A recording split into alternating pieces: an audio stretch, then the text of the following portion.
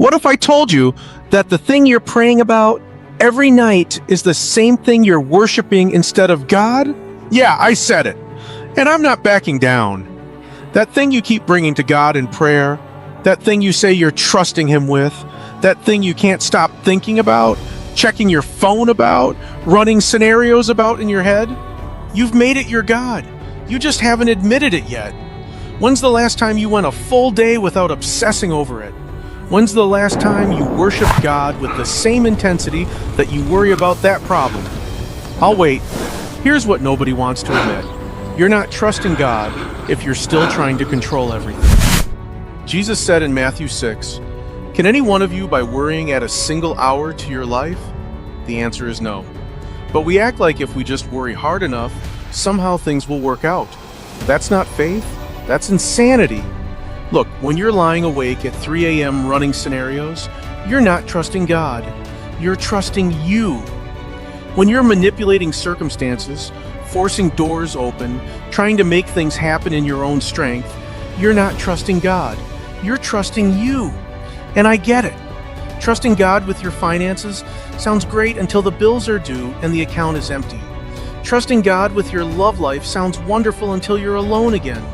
Trusting God with your career is beautiful theology until your job is on the line. But here's the truth that'll set you free. What if the thing you're afraid to surrender is exactly what God's waiting for you to release? Proverbs 3 says, "Trust in the Lord with all your heart and lean not on your own understanding." All your heart, not 80%. Not God, you handle the spiritual stuff while I handle the practical stuff. All of it. You want to know why you're stuck?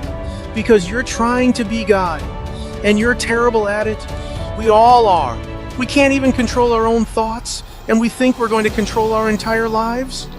What would change if you actually thought more about God than your problem?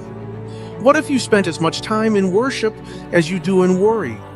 What if you meditated on God's faithfulness instead of rehearsing your fears?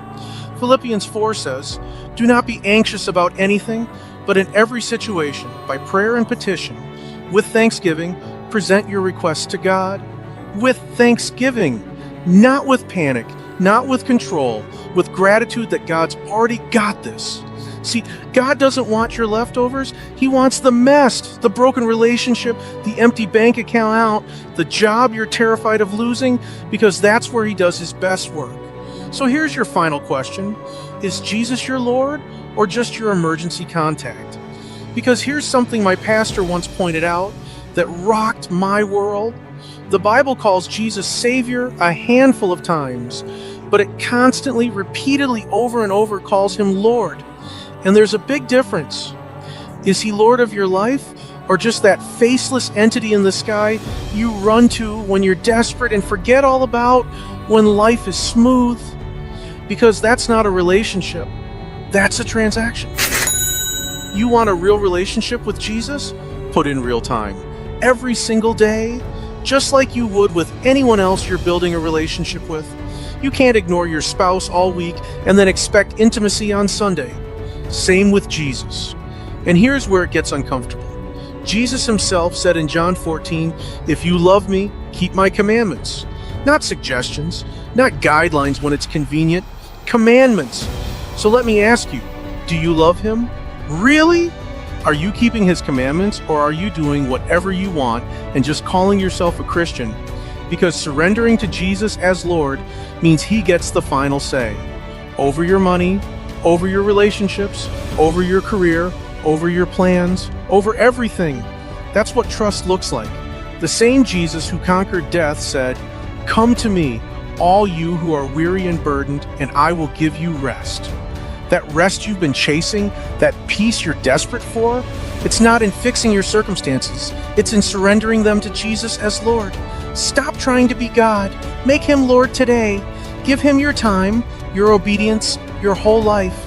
Not just your problems, all of you. And watch what happens when you finally trust the one who's been trustworthy all along.